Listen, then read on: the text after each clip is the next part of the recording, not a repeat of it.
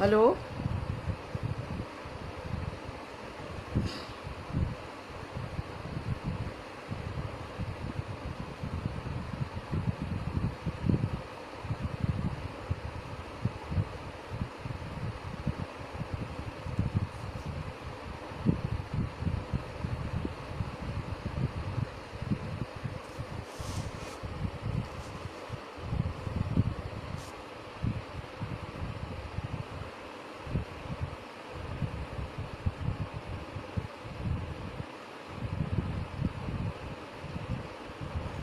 Okay, thank you. Proper visible है जी? आवाज़ proper है? Thank you.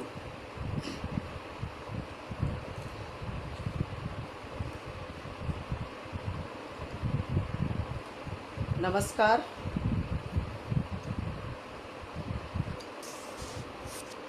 पूजा कोटि गुणम स्तोत्रम, स्तोत्रात् कोटि गुणम जपः, जपात् कोटि गुणम गानम, गानात् परतरम नाही।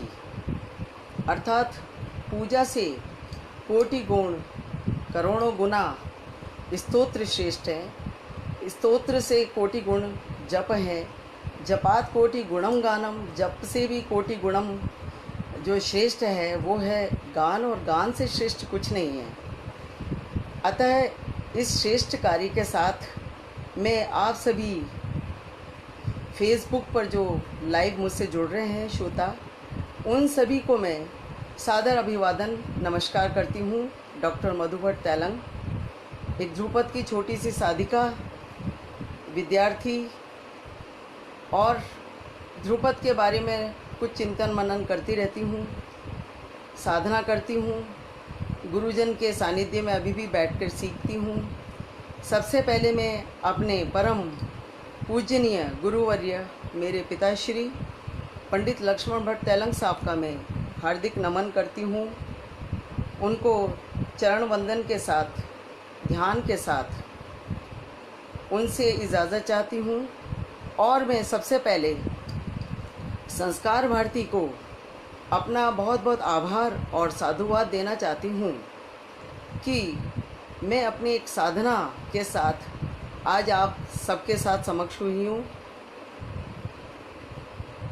मैं संस्कार भारती से कुछ जुड़े गण्यमान जिनसे मैं परिचित हूँ, उन सबको सबसे पहले उद्बोधन के साथ अभिवादन करूँगी। प्रोफेसर रविंद्र भारती साहब, कुमार जी संतोष साहब, सुरेश बबलानी साहब, विवेक जी, जयपुर के कुछ गण्यमान संस्कार भारती के श्रीमान वासुदेव भट्ट जी, डॉक्टर अश्विन दलवी जी, विवेक जी, सभी का मैं सादर अभिवादन करती हूँ, नमस्कार करती हूँ। आज का जो मुझे विषय मैंने चयनित किया है, या मुझे कुछ सूझा है कि मैं इस विषय पर बात करूं, वो है भारतीयता की साधक प्राचीनतम ध्रुवपद गायकी, परंपरा, सृजनात्मक प्रयोग, नवाचार एवं समसामयिकता। सबसे पहले मैं कुछ बातें ध्रुपद के परिचय के लिए बोलूँगी। ध्रुपद आखिर किसे कहते हैं? एक आम श्रोता यदि सुन रहा होगा, उसके लिए मैं सरल शब्दों में ये कहूँगी कि ध्रुपद शास्त्रीय संगीत की एक सबसे पुरातन गान शैली है। हमारे भारतीय संगीत में शास्त्रीय संगीत, उपशास्त्रीय संगीत, सुगम गायन, बहुत सारी शैलियाँ हैं। उसमें सबसे पुरातन, सबसे प्राचीन, आधारभूत गायकी के रूप में ध्रुपद गायकी का नाम सर्वप्रथम लिया जाता है। जाहिर है जो सबसे पहले होता है वो हमारा परिवार का सबसे बड़ा मुखिया कहलाएगा, जिसे हम पितृ भी कह सकते हैं, अपना जनक भी कह सकते हैं, जो कि सभी नियमों और व्याकरणों, पारिवारिक जो भी हमारे कार्यकलाप हैं उनको सुनियोजित करने के का काम एक पिता का होता है, घर के मुखिया का होता है। उसी तरह से ध्रुपद गायकी पर मैं विचार करने से पहले हमारी भारतीय संस्कृति के अनुकूल सबसे पहले मैं एक गुरु वंदना से अपना प्रारंभ करूंगी, तब मैं एक ध्रुपद के वर्णन पर पुनः लौटूंगी।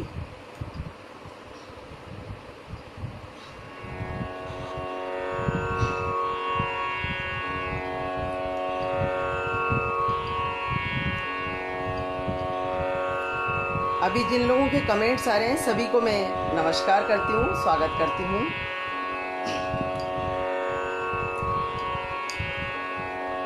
ध्रुपद क्योंकि सबसे पुरानी चीज़ है, इसलिए इसमें विशुद्ध रागों का प्रयोग है, और जो आदि राग है हमारे यहाँ भैरव है, मैं उसके एक वंदना से, गुरु के ध्यान से, मैं जिस परंपरा से हूँ, पुष्टि मार्गीय परंपरा से, आचार्य वल्लभाचार्य इसकी परंपरा से, तो एक जो हमारी पारंपरिक वंदना है गुरु वंदना, उससे मैं अपना प्रारंभ कर रही हूँ।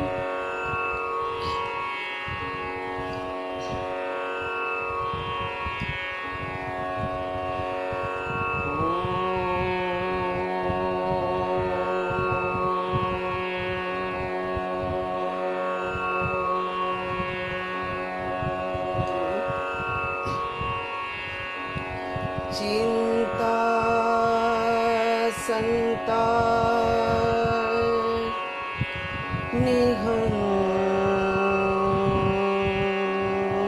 निहंतारो यद पादाम्बुज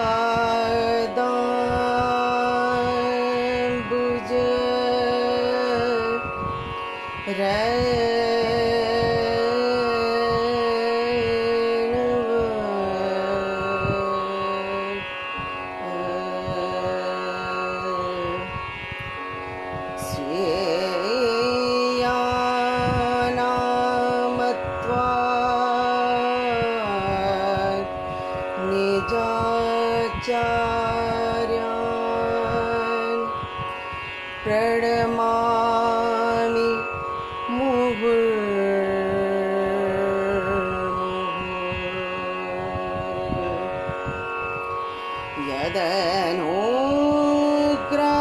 यदनुग्रहतो जन्तु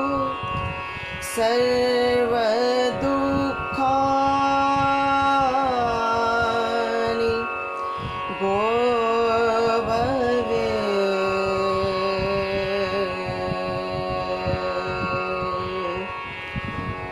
तमहं सर्वदा वन्दे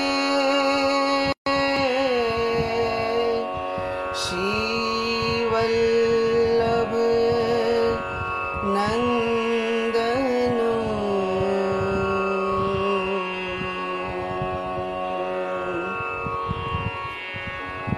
अज्ञान तिमिरान्धस्य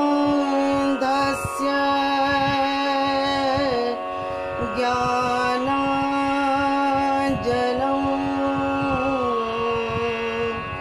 शलाकया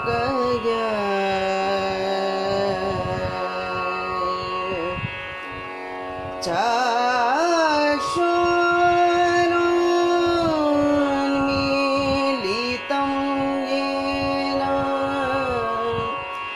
तस्मै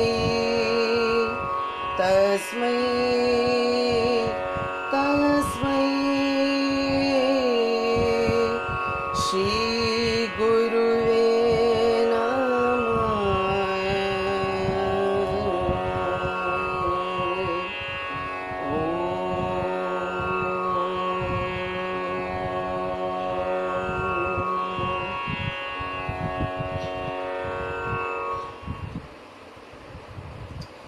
इस गुरु वंदना के बाद ध्रुपद गायकी में मैं लौटती हूँ। ध्रुपद गायकी का एक बहुत बड़ा लंबा इतिहास है और यदि मैं ऐसा कहूँ तो ये अतिशयोक्ति नहीं होगी कि भारतीय शास्त्रीय संगीत की ध्रुपद और ध्रुपद से बाद में जो भी शैलियाँ हमारे यहाँ आईं, उन जो भी बाद में हमारे यहाँ शैली आई ध्रुपद के बाद में, यदि हम विशुद्ध भारतीय यदि किसी शैली को कहें तो वो ध्रुपद गायकी ही है। बाकी ध्रुपद के बाद जितनी भी गायकी आईं, सब में कहीं ना कहीं भारतीय शैली से इतर अन्य संस्कृतियों का सम्मिश्रण इसमें हुआ, किंतु जो हमारी भारतीय संस्कृति है और हमारे भारतीय संस्कार हैं, जिसमें हमारी धार्मिक आस्थाएं हैं, जहाँ तक हमारा भारतीय दर्शन है, ये सभी ध्रुपद गायकी में पूर्ण रूप से समाहित होकर के समक्ष हुआ। इसका सबसे बड़ा प्रमाण ये है कि जो आदि राग भैरव है, जहाँ से हम संगीत की उत्पत्ति की ओर जाते हैं, तो ब्रह्मा से इस सृष्टि की उत्पत्ति मानी जाती है। ऐसा हमारी पौराणिक मान्यताएं, आध्यात्मिक जो हमारे मत हैं, उनमें ये कहा जाता है कि सरस्वती से शंकर और ब्रह्मा से शंकर और फिर सरस्वती और फिर पृथ्वीलोक देवलोक के जो हमारे सेतु थे नारद मुनि, और वहाँ से गंधर्व अप्सराओं और किन्नरों को ये कला संगीत विद्याएं प्राप्त हुई। तो ध्रुपद ऐसी गायकी है जिसमें सबसे पहले त्रिदेव की आराधना है, ब्रह्मा विष्णु महेश, और ये कहा गया है कि ये हमारी नाभि में ही इनका वास है। एक ध्रुपद आपके लिए मैं वानगी के रूप में थोड़ा सा पेश करती हूँ।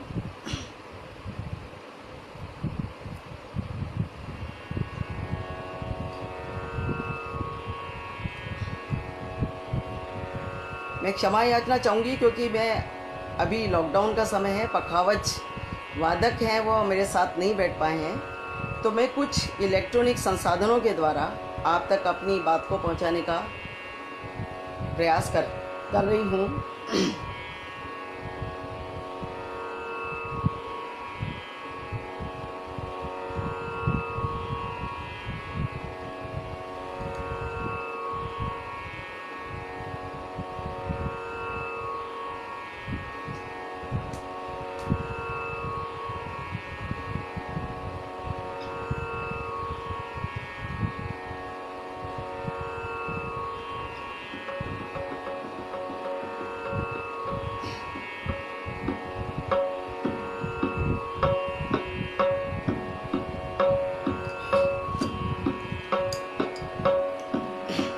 एक सादरा है,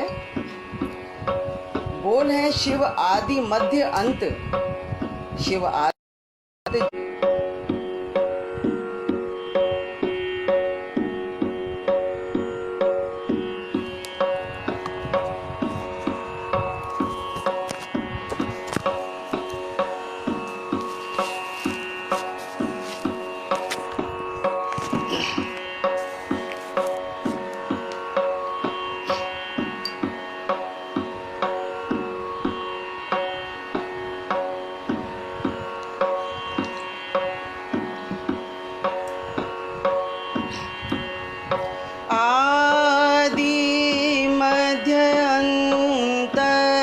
शिव आदि मध्य अंत जोगात जोगी शिव कनक विषयामि आदि विषय भोगी शिव मध्य अंत शिव आदि मध्य अंत जोगात जोगी शिव कनक विषय आमी आदि विषय भोगी शिव आदि मध्य अंत शिव आदि शिव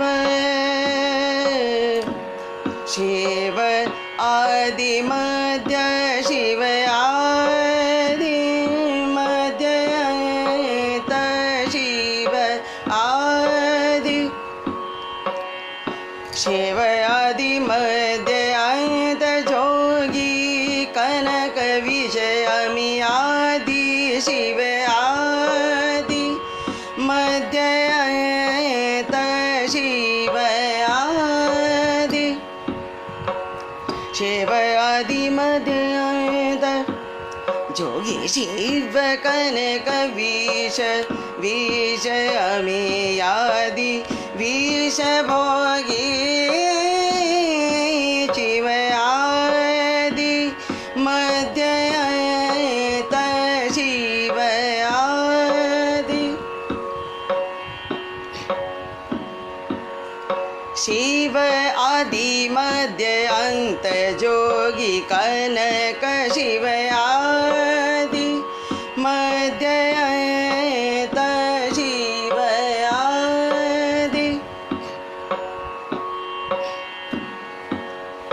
नाभि के कमलते तेन मोनत भई भेन जाने सोगी कनक विष अमी आदि शिव आदि मध्य अंत शिव आदि शिव आदि मध्य अंत जोगी कनक विषय अमी आदि शिव आदि शिव आदि शिव आदि मध्य अंत। ये एक पुरानी चीज़ है जिसमें बोला गया कि नाभि के कमल ते तीन मूरत भई भिन्न जाने सोही नरक भोगी शिव आदि। तो ये एक इसकी प्राचीनता, इसकी भारतीयता को सिद्ध करने वाली एक गायकी है। ध्रुपद एक प्रामाणिक स्वरूप के सामने इस बंदिश में आप देख सकते हैं। अब बात आती है ध्रुपद शब्द की व्याख्या।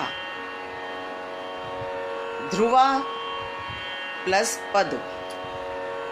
ध्रुवा का मतलब ध्रुव होता है अटल, जो निश्चित है, अपनी जगह से जो हिलता नहीं है बल्कि वो स्टेबल है। और पद, पद के संदर्भ में मैं एक बात आपसे कहना चाहती हूँ कि गीत को पद नहीं कहेंगे हम। पद के साथ एक कॉन्सेप्ट है भारतीय आध्यात्म का, उसमें भक्ति की जो रचनाएं होंगी उन्हें ही हम पद कह सकते हैं। मीराबाई के पद होंगे, सूरदास जी के पद होंगे, किंतु महादेवी वर्मा के पद नहीं होंगे। कहने का तात्पर्य इतना सा है कि जो भक्तिपूर्ण रचनाएं हैं वो ही ध्रुपद की प्रमुख साध्य रही हैं, और प्रमुख रस जो ध्रुपद गायकी का आया वो भक्ति है। यदि थोड़ी सी इसकी परिभाषा की साइड में जाऊं तो भावभट्ट ने इसकी परिभाषा अनूप संगीत रत्नाकर में दी है।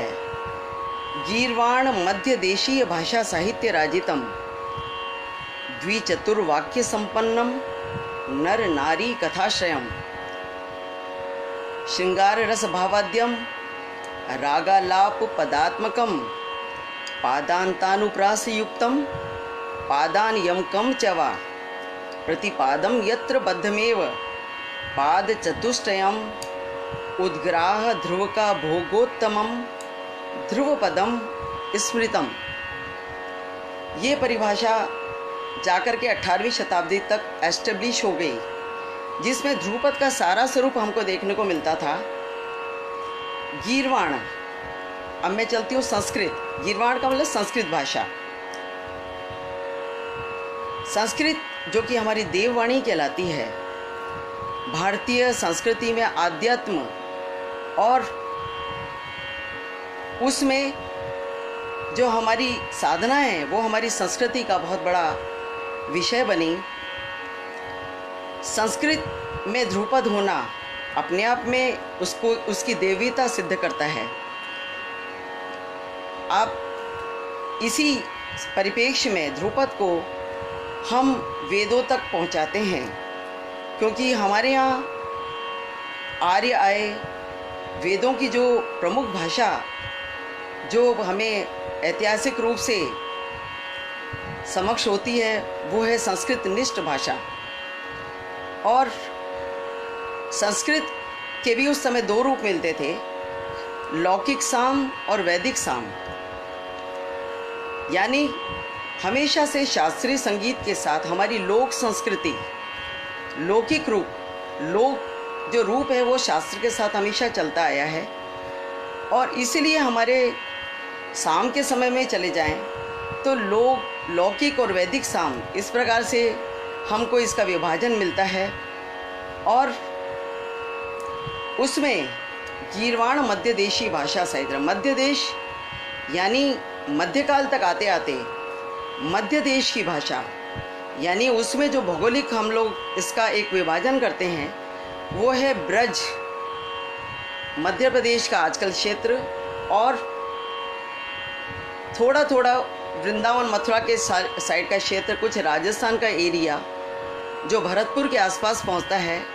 यहाँ ब्रज की जो है हमको भाषा सुनाई आती है। संस्कृत पहले भाषा होती थी, किंतु सरलीकरण करते करते मध्यकाल के जो कवि थे, जिसमें अष्टछाव कवि भी आते हैं हमारे यहाँ, उन्होंने ध्रुपद में ब्रज भाषा का प्रयोग प्रारंभ किया। फिर तुलसीदास जी जैसे और जो थे संत लोग जिन्होंने अपने पदावलियाँ रची, उन्होंने मागधी आदि भाषाओं का प्रयोग भी किया। दरबारों में आते आते इसमें उर्दू और समाहित हो गई, क्योंकि मुग़ल शासक थे। तो यही हमारी संस्कृति की सबसे बड़ी विशेषता है, भारतीय संस्कृति की, कि वो अहम से वयम की ओर पहुंचती है। यानी आत्म सर्वेषु, अपना सर्व में देखो और सबको अपने में देखो। ये हमारी भारतीय संस्कृति की सबसे बड़ी विशेषता रही है। महात्मा गांधी ने भी एक जगह ये कहा है कि हमारी भारतीय संस्कृति वो है जिसकी खिड़कियाँ खुली रहती हैं, जिसमें शुद्ध हवा विभिन्न संस्कृतियों की वो आती है और आत्मसात हो जाती है। और जैसा कि शायर इकबाल ने कहा है, कुछ बात तो है कि इसकी हस्ती मिटती नहीं। इतनी सारी संस्कृतियाँ भी मिल गई हैं, फिर भी भारतीयता बरकरार है ध्रुपद जैसी गायकी में आज भी। अब पद क्या होते हैं? पद जैसा आप सभी जानते हैं कि स्वर कोई ना कोई वांग्मय होता है, कोई साहित्य होता है, और ताल, स्वर ताल साहित्य की एक समन्वित रचना जिसमें भक्ति का प्रतिपाद्य होता है वो ध्रुपद। और उसमें जो रागदारी है वो विशुद्ध रागदारी है।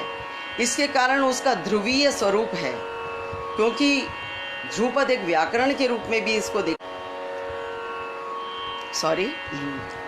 ध्रुपद को एक व्याकरण के रूप में भी हम लोगों ने देखा। और ऐसी गायकी है कि जिसमें जितना समृद्ध उसका सैद्धांतिक पक्ष है, उतना ही समृद्ध उसका प्रायोगिक पक्ष है। जैसा कि मैंने पहले कहा कि एक फाउंडेशन है, इसलिए जो भी हमारे यहाँ राग रागनियाँ बनी, जो भी छंद वगैरह बने, जो भी ताल प्रकरण आया और जो भी हमारा साहित्य का समावेश हुआ, वो सब ध्रुपद गायकी तक आते आते आते आते एक समृद्ध रूप से सामने आया और गाया गया, अपनाया गया और प्रस्तुत किया गया। इसके भी पीछे हमारी धार्मिक और आध्यात्मिक मान्यता है कि हमारे यहाँ जो भी वाङ्मय आया, वो ऐसा कहते हैं कि हमारे 14 जो हमारे व्याकरण सूत्र हैं और जो हमारे महेश्वर सूत्र हैं, सूत्र जो हमारे यहाँ रहे हैं, उनसे हमारे यहाँ ताल और छंद ये सब प्राप्त हुए। उपनिषदों तक आते हमको स्तोभाक्षर प्राप्त हुए। झंटुम जगतीय वलकित, झंटुम जगतीय वलकित, कुछ जल तिथि जल, पशुपति दिगी दिगी, दिग्रे गणपति तिथिधा।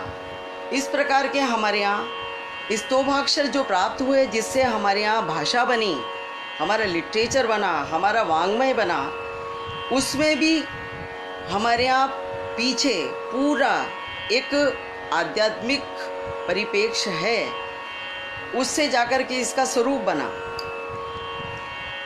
और यही बाद में जाकर के मध्यकाल तक आते आते एक पूरे ध्रुपद के रूप में सामने आया।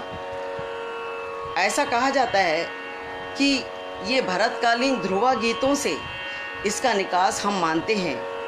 भरत ने ध्रुवा गीतों के बारे में बताया कि उसमें स्वर, लय, यति, पाणी, ताल, छंद, ये सारी जो चीज़ें थीं, ये जो तत्व होते हैं भारतीय शास्त्रीय संगीत के, इस सब का एक समन्वित रूप आपको देखने को मिलता है। और कैसा कहा जाता है कि जो ध्रुवा गीत गाए जाते थे, उससे पहले पुष्कर वाद्य, जो पदावली शुरू होती थी, किसी स्तुति जब प्रारंभ होती थी, तो उससे पहले हमारे यहाँ पुष्कर वाद्यों का प्रचलन था। मैं आपको वो सब परिप्रेक्ष्य बता रही हूँ जिससे कि ध्रुपद की एक प्राचीनता अपने आप प्रमाणित होती है। आदि राग आपको भैरव सुनाया। सबसे पहले जो राग रागिनी में सबसे पहले जो शंकर के नाम से राग निकली, उसमें आपको मैंने ध्रुपद की एक रचना सुनाई थी। अब मैं बात कर रही हूँ भाषा और व्याकरण की बात कर रही हूँ। द्विचतुर्वाक्य संपन्नम, ध्रुपद में क्या होता है, 2-4 वाक्य विन्यास होते हैं। पहले के समय में हमारे यहाँ लंबे साहित्य होता था, संस्कृत निष्ठ साहित्य होता था। और अब मैं आपको थोड़ी सी जो हमारे यहाँ एक ट्रांसमिशन की परंपरा गुरुकुल के रूप में रही है, उस पर भी मैं आपको पहुँचाना चाहती हूँ। हमारे यहाँ वेदों के समय से विभिन्न शाखाओं के अंदर एक गुरुकुल परंपरा चलती रही।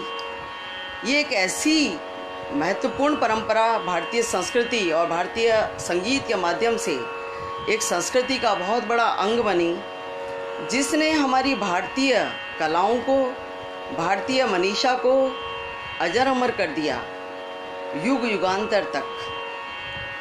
ऐसी साधना जिसमें आप गुरु के प्रति पूर्ण समर्पित होकर के गुरु अपनी साधना को अपने शिष्य, सुयोग्य शिष्य के माध्यम से ये आगे वाले युगों तक भारतीय साधनाओं को उन्होंने पहुंचाने का काम, एक बहुत महत्वपूर्ण काम किया, जिसके माध्यम से आज हमारी भारतीय संस्कृति पूरे देश विदेश में जानी जाती है। आप ऐसा कहेंगे कि ये गुरु शिष्य का जो चयन होता है वो एक बहुत महत्वपूर्ण अंग होता है। गुरु अपने शिष्य का जो चयन होता है वो बहुत परीक्षण के बाद करता है, तब गुरुकुल परंपरा एक स्वस्थ रूप से चलती है। और ऐसे ही शिष्य अपने गुरु का चयन बहुत सोच समझ के करता है। क्योंकि ये एक लंबा सिलसिला है, एक लंबा दौर है, जब गहन साधनाएं विस्तार लेकर के आगे आगे तक युगों तक जाती है। जब तक इनमें सुंदर कॉम्बिनेशन नहीं होगा, एक स्वस्थ कॉम्बिनेशन नहीं होगा, तो ये परंपराएं आगे तक नहीं जा सकती हैं। आप देखिए कि गुरु ज़रूरी नहीं कि वो अपने पुत्र को उसके सुयोग्य नहीं होने पर विद्या दे दे। इसमें खुला एक दरवाज़ा होता है जिसमें हर सुयोग्य विद्यार्थी को उस गुरुकुल में आकर के सीखने का अवसर प्राप्त होता है। एक तानसेन जी के जो विलास खां जो उनके पुत्र हुए, उनकी ध्रुपद रचना के शब्द आपको सुनाती हूँ, जिसमें उन्होंने कहा है कि मेरे लिए सबसे उत्तम गुरु मेरे पिता तानसेन हैं। कौन भरम भूल्यो रे मन ज्ञानी, बूझो राग अक्षर बुध बानी, बूझत राग अक्षर बुध बानी।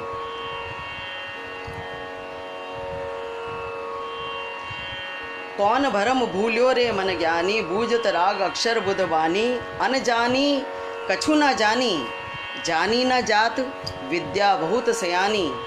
जे साधु गुनीजन गुणन की मत ठानी, विलास खां के प्रभु को जो भलो चाहत, तो मिलाओ तानसेन गुरु ज्ञानी। उन्होंने कहा कि यदि मेरा भला चाहते हो तो मुझे तानसेन जैसे गुरु के पास ले जाइए। ऐसे ही गुरु अपने शिष्य का चयन करता है और उसमें जो भी उसके अंदर पोटेंशियल होता है, उसके अंदर जो भी एक प्रतिभा होती है, उसको वो निकाल के लाता है। ये एक हमारी गुरुकुल परंपरा है, जिससे कि हमारी कलाओं की साधना लंबे दौर तक, आज वर्तमान तक, वेदों के समय से लेकर आज तक चली आई है। बैजू बावरा कहते हैं, तेरो मन में कितनो गुण, जो आवे सो ही प्रकाश कर रे। हम जाने तुम सुरपुर, जो ही सुर आवे सो ही सुर भर रे। फिर वो कहते हैं कि तू निराश मत हो, तेरे अंदर पोटेंशियल है, जो तेरे अंदर है वो निकाल के लेकर आ। और गुरु का काम भी वो गठरी को खोलना है। फिर वो बताते हैं कि संगीत की शक्तियाँ क्या हैं। वो कहते हैं कि पाहन पिघलायो मृगन बुलायो, जो बरसे मेघा सुर श्रुति भर रे। कहे बैजू नायक सुनो हो गोपाल, नाद विद्या अपार, सुनो कहो और सुनो रे, तेरो मन में कितनो गुण रे। तो ये गुरु और शिष्य के संबंध पर मैंने एक चर्चा की है। जैसा कि ये कार्यक्रम गुरुकुलम है, तो एक गुरु शिष्य के संबंधों पर भी मैंने की है। अब फिर मैं आती हूँ वापस से ध्रुपद की ओर आती हूँ। ये जो परंपराएं ये गुरुकुल के रूप में तो चली, किंतु और भी बहुत सारे नाम हमारे यहाँ आते हैं भारतीय शास्त्रीय संगीत में। उसमें जैसे वेदों में शाखाएं होती थी, कौथुमीय शाखा, जैमिनी शाखा, राणायणी शाखाओं में होता था। मंदिरों के समय तक आते आते मध्य युग में आकर के फिर मंदिर परंपराएं हमारे यहाँ सामने आईं। और ऐसी समृद्ध परंपराएं थी मंदिर की, जिसमें आशु रचनाएं होती थीं। और जहाँ अष्टछाप जैसे कवि सूरदास, नंददास आदि, चतुर्बुद्ध दास आदि, परमानंद दास, गोविंद स्वामी, चीतस स्वामी, ये सब मंदिरों में कीर्तनिया के रूप में नियुक्त होते थे। और उनको ये भी नहीं पता होता था कि प्रभु का आज अंदर क्या श्रृंगार होगा, और प्रभु का जो बाल रूप वहाँ पर आराधना होती थी, और क्या वो वेश आज धारण करेंगे, उसके उनको जानकारी नहीं होती थी। अब उनकी रचना धर्मिता की बात बता रही हूँ कि ध्रुपद में कैसे कैसे रचनाकार रहे, जो हमारी भारतीय संस्कृति के उन्नायक रहे हैं। उन्होंने जैसे ही मंदिर के पट खुलते हैं, तो आज उन्होंने जो भी वस्त्र धरे हैं उसका तुरंत वो शब्द रचनाएं भी करते हैं, कंपोज करते हैं और गा भी देते हैं, और 5 मिनट में वो पट बंद भी हो जाते हैं, क्योंकि वहाँ बाल रूप की आराधना है। ऐसा कहते हैं कि प्रभु को कोई नज़र लग जाएगी, इसलिए वो बस उनकी छवि दिखाते से ही वो पटाक्षेप हो जाता है। तो हमारे यहाँ मंदिरों में ध्रुपद की एक संकीर्तन परंपरा ये बहुत ही उर्वर रूप से, समृद्ध रूप से चली और साहित्य इसका कितना था कि स्थायी, अंतरा, संचारी, अभोग, रचनाकार तक के नाम इसमें हमको सुनने को मिलते हैं। बैठे हरि राधा संग कुंज भवन अपने रंग कर मुरली अधर धरे सारंग मुख गाई मोहन अतही सुजान परम चतुर गुण निधान जान बूझ एक तान चूक के बजाई प्यारी जब गही बीन 16 कला गुण प्रवीण अत नवीन रूप सहित वो ही तान सुनाई। बैठे हरि राधा संग पे छाप आती है वल्लभ गिरी धरन लाल रीज धई अंक माल भले भले भले लाल सुंदर सुखदाई बैठे हरि राधा संग। तो ये हमारी मंदिर परंपराएं इतनी समृद्ध है। इसमें सारंग का नाम है और सारंग में ही गाया जाता है। ऐसे ही हमारे यहाँ बहुत सारे संप्रदाय रहे। चैतन्य संप्रदाय भी आपको ब्रज में देखने को मिलेगा, गौड़ी संप्रदाय, ऐसे ही आपको टाटी संप्रदाय जो हरिदास जी का संप्रदाय है। इस संदर्भ में मैं आपसे एक बात करना चाहती हूँ कि जो घराना नाम जो आगे चला, घराना नाम जो लोकप्रियता में पहुँचा, वो ख्याल परंपरा के साथ उसको लोकप्रियता प्राप्त हुई या उसको एक पहचान प्राप्त हुई। जबकि हमारे यहाँ स्वामी हरिदास की परंपरा, जिनके शिष्य तानसेन जी रहे, और सेनिया परंपरा, गायन वादन सभी जो थे घरानों में जाकर के वही सेनिया परंपरा पहुंची। तो मूल रूप से जो हमारे घराना परंपरा के मूल स्रोत हैं स्वामी हरिदास की परंपरा, जो हमारी भारतीय संस्कृति की मूल स्रोत रही है। आज हम स्वामी हरिदास जी को भूलते जा रहे हैं, तानसेन जी को सब याद रखते हैं। मेरा कहना है कि गुरु को हमेशा याद रखना है, जो हमारा मूल स्रोत है। और यही गुरु के इसी आभार को भारतीय संस्कृति के अंदर हमारे यहाँ कई गुरु वंदना हैं जो ध्रुपद के अंतर्गत बजाई जाती हैं। तो आगे मैं फिर परिभाषाओं में चलती हूँ। पादांतानुप्रास युक्तम पादान यमकम चवा, उसका जो पादान का जो भी पद के अंत है वो तुकांत हैं सब, उसमें तुक मिलती है ऊपर से नीचे तक। श्रृंगार रस तो है ही है, जो दरबारों के समय में आकर के श्रृंगार रस प्रधान रहा, किंतु हमारे यहाँ भगवान की लीलाओं का भी इसमें चित्रण रहा, उनके श्रृंगार का भी चित्रण रहा, जो ध्रुपद का प्रमुख ध्येय रहा। उसकी आराधना, प्रभु को रिझाना, और पहले की साधनाएं होती थी प्रभु के लिए ही समर्पित होती थी। बाद में जाकर वो दरबारों में राजाओं के लिए हुई, और आज आते आते वो ऑडियंसेस के लिए हो गई। तो हमारे यहाँ मोक्ष मार्गम निगच्छति, मोक्ष मार्ग के लिए ही संगीत की साधना होती है। हम हमेशा कहते हैं कि भव भय तारिणी, हमेशा हम कहते हैं कि हमको तार दे इस भव के भय से। तो हमारे यहाँ जितनी भी साधना है वो धर्म अर्थ काम मोक्ष, मोक्ष तक पहुंचाती हैं। धर्म से शुरू होती हैं और मोक्ष तक हमको पहुंचाती हैं। तो ये हमारी भारतीय साधनाओं का स्वरूप रहा है कि धर्म के संतान के द्वारा मोक्ष तक हमको पहुंचाती हैं, और यही हमारी यहाँ संस्कृति का स्वरूप रहा है। और हमारे यहाँ जो गुरुकुल हैं उसका जो अगला स्वरूप होता है वो मध्यकाल में आकर के संप्रदायों के बाद घरानों में पहुंचा, और ध्रुपद में तानसेन जी की परंपरा रही। एक बात और मैं ऐतिहासिक रूप से आप लोगों को बताना चाहूँगी कि तानसेन जी गोविंद स्वामी के भी शिष्य रहे, ऐसा वर्णन मिलता है 52 वैष्णवन की वार्ता।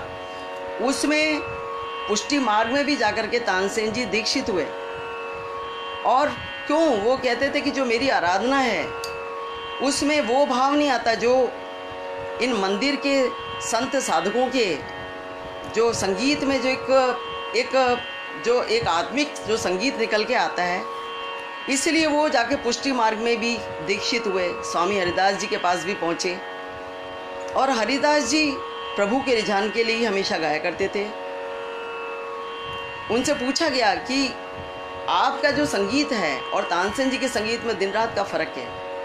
उन्होंने कहा कि एक प्रभु को रिझाने के लिए गाते हैं और एक जो है वो जो है राजाओं को रिझाने के लिए गाते हैं।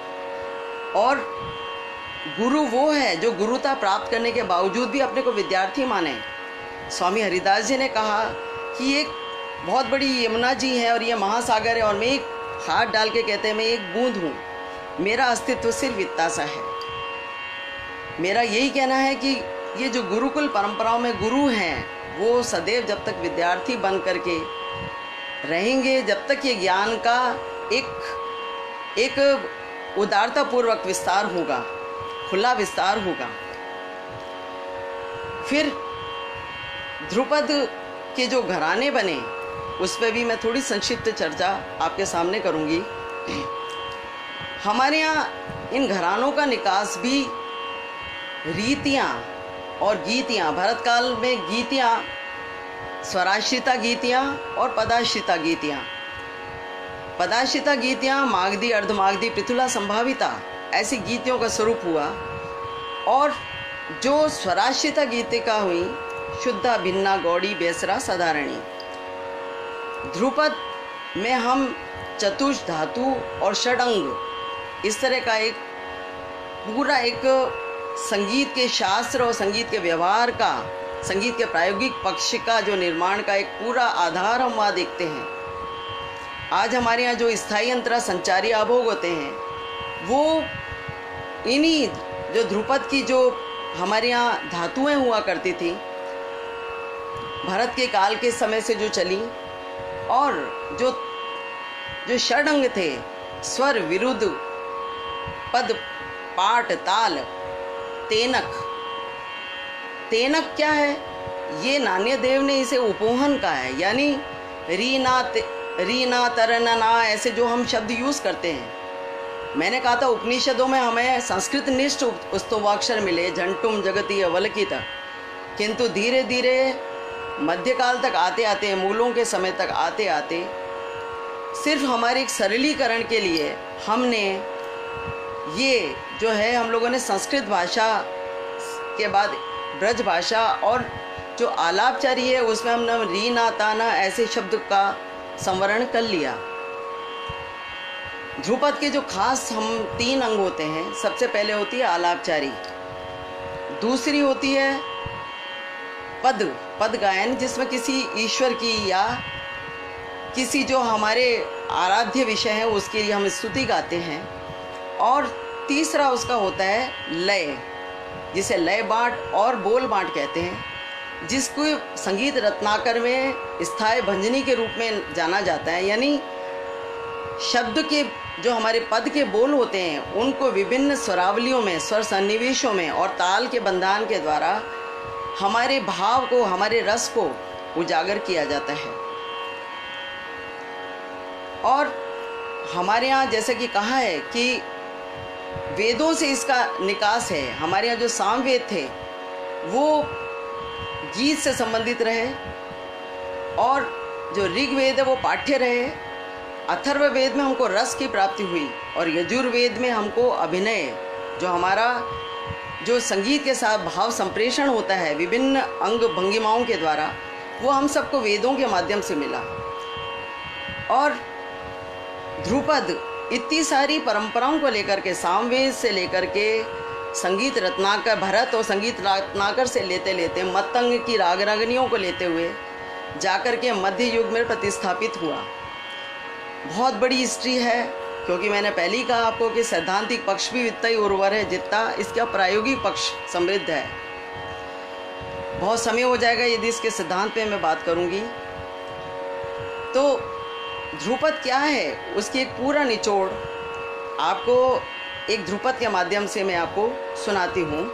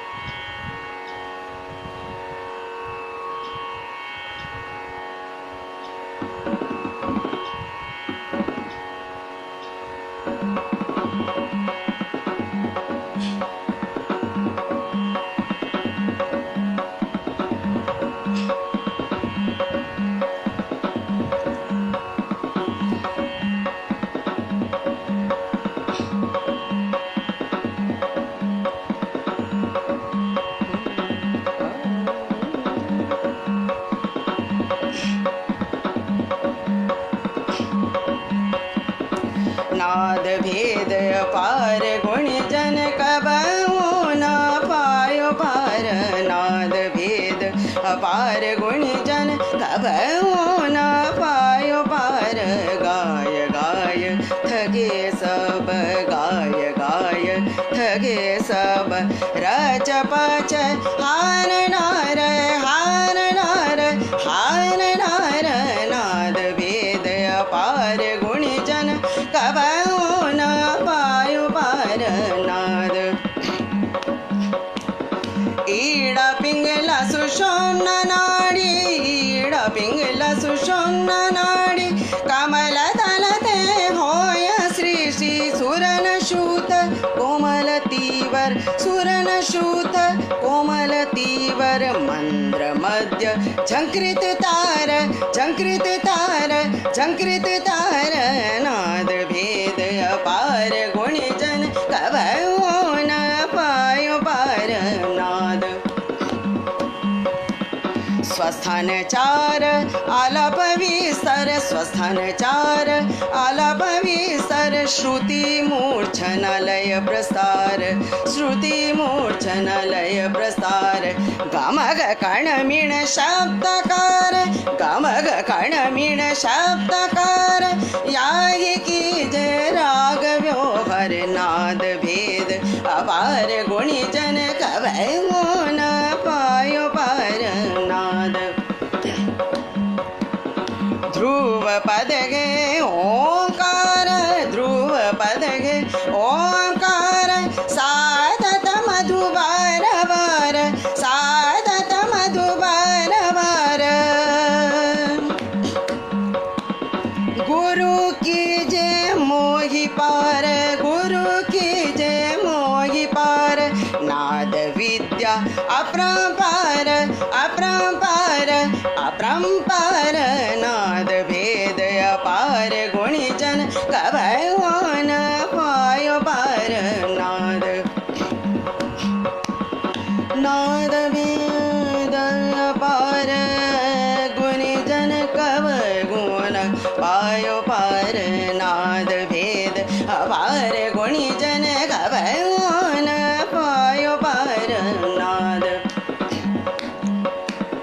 नाद भेद अपार गुणी जन, गुणी गुणी जन, गुणी गुणी जन।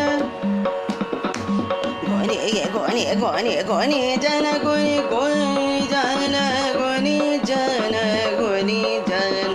नाद भेद अपार गुणी जन कबहु न पायो पार। नाद नाद भेद अपार गुणी जन कबहु न पायो पार। नाद भेद अपार गुणी जन कबहु न, कबहु न, कबहु न पायो पार, पायो पार, पायो पार। नाद। तो ये एक ध्रुपद की पूरी रचना, ध्रुपद का पूरे स्वरूप थी कि हमारे यहाँ निबद्ध अनिबद्ध गान रहे हैं।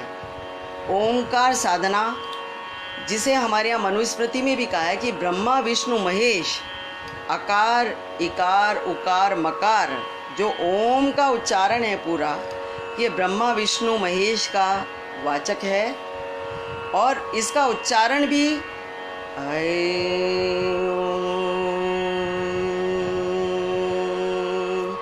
पूरा कार इकार उकार मकार तक उसकी एक साधना हमारे यहाँ की जाती है। और ये ओंकार की साधना वेदों से हमने ली और ध्रुपद में उसकी साधना लगातार की जाती है। तो इसकी प्राचीनता, उसकी भारतीयता इस ओंकार के साधना के द्वारा भी की जाती है। अब मैं आती हूँ राग की विशुद्धता पर। हमारे यहाँ वेदों के समय में उदात अनुदात स्वरित त्रिस्वर गायन, उसके बाद सप्त स्वरास्तु गायनते सामगई बुधई, 7 स्वरों का निकास भी इन्हीं 3 स्वरों के माध्यम से, आर्चिक गाथिक सामिक, जिसमें 1 2 और बहुतायक, जिसे ह्रस्व दीर्घ प्लुत के द्वारा उसको हम रेंडर करते रहे हैं, उसको प्रस्तुत करते रहे हैं। और इन्हीं 3 स्वरों से भी सप्त स्वर की प्राप्ति हमको हुई। उदात्ते निषाद गांधारो, अनुदात्ते ऋषभ दैवतो, स्वरित प्रभवा हेते षडज मध्यम पंचमा। उदात्त से हमको निषाद और गंधार प्राप्त हुआ, और अनुदात ऋषभ दैवतो, अनुदात से ऋषभ और दैवत स्वर की प्राप्ति हुई। और स्वरित जो 2 से ज़्यादा स्वरों से सम्मिलित होकर के बनता है, उससे हमको षडज और मध्यम पंचम, इन 3 स्वरों की प्राप्ति हमको हुई। इस प्रकार से हमारा सप्तक पूरा हुआ। और आप देखिए कि मैं अब वापस परंपरा और हमारे प्रशिक्षण की ओर लौटती हूँ। परंपरा के ट्रांसमिशन के लिए, स्थानांतरण के लिए गुरु का बहुत बड़ा रोल होता है। और गुरु उस अपनी टेक्निक में, अपने शिक्षण पद्धति में उन तत्वों को डालता है जिसके माध्यम से शिष्य में उस कला विशेष के प्रति एक सम्मोहन पैदा हो। क्योंकि ऐसा कहा जाता है कि जब तक बच्चे में वो रुझान पैदा नहीं होगा, जब तक वो गुरु के सानिध्य में बहुत दिन तक नहीं बैठेगा। एक बाल काल एक उम्र होती है जब बच्चे को उस संगीत के बारे में, उस संगीत के सम्मोहन शक्ति से गुरु का बहुत बड़ा रोल होता है। और मैं कुछ शिक्षण पद्धति में कुछ प्रयोगों पर लौट रही हूँ। मेरे गुरु के द्वारा जब हम छोटे छोटे थे, बच्चे थे, और भी हमारे साथ बच्चे लोग सीखते थे, तब हमारे गुरु पंडित जी ने, लक्ष्मण भट्ट तैलंग साहब ने, उन्होंने इन शुद्ध स्वरों के लिए ऐसी ऐसी कविता बनाई, कोमल स्वरों के संधान के लिए। हमारे 7 स्वर शुद्ध होते हैं और रेगा धानी कोमल होते हैं, 1 स्वर माँ तीव्र होता है। इन स्वरों के बंधान में, इन स्वरों को कैसे तुरंत पकड़ लें, तो उन्होंने इसकी एक कविता या धुन के रूप में उसको बनाया। अब ये इनोवेटिव चीज़ें हैं जो मैं आप तक पहुंचाना चाहती हूँ। शायद कुछ प्रेरणा प्राप्त हो, मैं स्वयं प्रेरित होती हूँ। तो उन्होंने जो रचनाएं बनाई, मैंने जैसा पहला कहा था कि हमारी हर शास्त्रीय विधा के पीछे हमारी लोक शैली, लोक रचनाएं उसकी प्रेरणा होती हैं हमेशा से। अब उन्होंने, हम छोटे छोटे बच्चे थे, बाहर बारिश आ रही थी, उन्होंने एक गीत बना दिया। उन्होंने कहा कि बच्चे को सबसे ज़्यादा जो दिल के पास होती है माँ।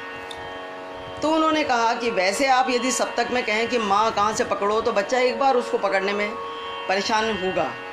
किंतु उन्होंने ऐसी कविता बनाई कि एक धुन के रूप में एक, और उसी में हमको स्वर का, शुद्ध स्वरों को साधना बताया, और उसके साथ साथ लय का भी संधान हमको बताया। उदाहरण के लिए मैं आपको बताऊंगी।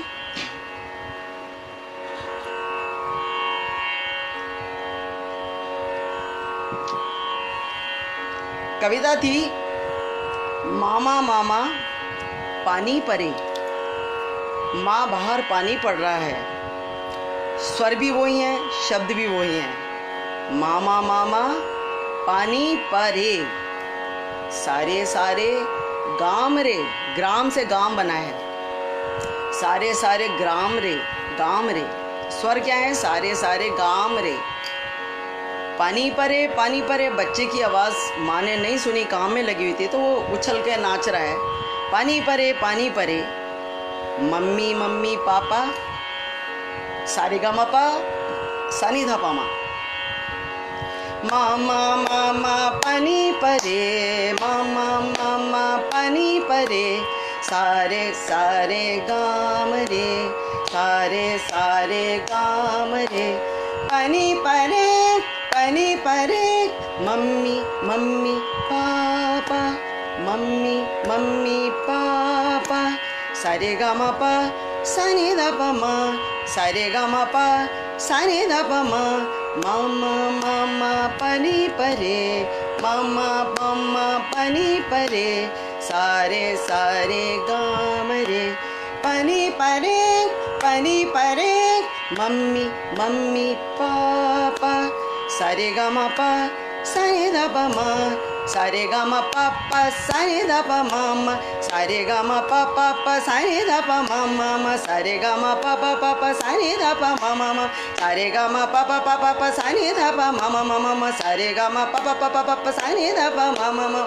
सारे गा मा पा पा पा पा पा पा सा नि धा पा मा मा मा मा मा।